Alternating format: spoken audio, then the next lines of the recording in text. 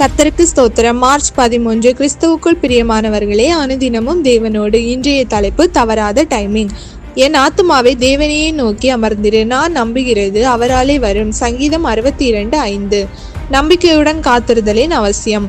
கிறிஸ்துவுக்குள் அன்பானவர்களே, நம்மில் பலரும் மாத இறுதிக்காக காத்திருப்போம் அல்லவா? ஒரு மாதத்தின் உழைப்பின் சம்பளத்தை பெறுவதற்கு நம்பிக்கையோடு அமர்ந்திருப்போம் அல்லவா? ஆனால் இந்த காத்திருப்பு எங்கே உடைகிறது என்றால், வங்கியில் பொறுமையுடன் காத்திருந்து பணத்தை எடுத்து செல்ல நம்மால் முடிகிறதில்லை. அதன் விளைவாக எல்லாமே இன்று இணைய வழி பண பரிவர்த்தனைகள் ஆகிவிட்டன.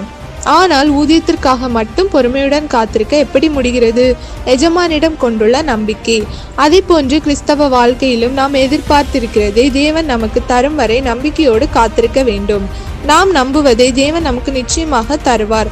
அவர் செய்ய நினைத்தது எதுவும் தடைபடாது. அதினதின் காலத்தில் நேர்த்தியாக செய்து முடிப்பார்.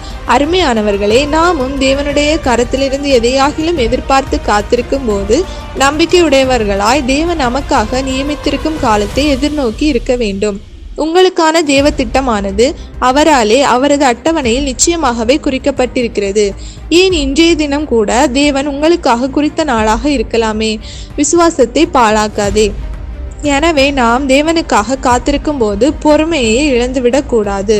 பூமியின் அடியில் இருக்கும் புதையலுக்காக 100 அடி தோண்டின பின்னர் நம்பிக்கையை இழந்து புதையலை 10 அடியில் மற்றவர்களுக்காக விட்டு விடுகிறோம். நாம் தேவனிடம் நம்பிக்கை இருக்கிற காரியம் மிகவும் அருகாமையில் இருக்கிறது. எனவே ஒருபோதும் நம்பிக்கையை இழக்காமல் காத்திருப்போம். இன்றைக்கும் நீங்கள் வாழ்க்கையில் ஏதோ ஒரு ஆசீர்வாதத்திற்காக காத்திருக்கலாம்.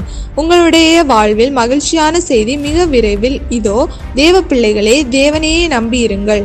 நம்பினவருக்காக காத்திருங்கள். காத்திருக்கும் தருணத்தில் பொறுமையாயிருங்கள். எதிர்பார்த்ததை பெற்றிடுங்கள். ஆமேன்.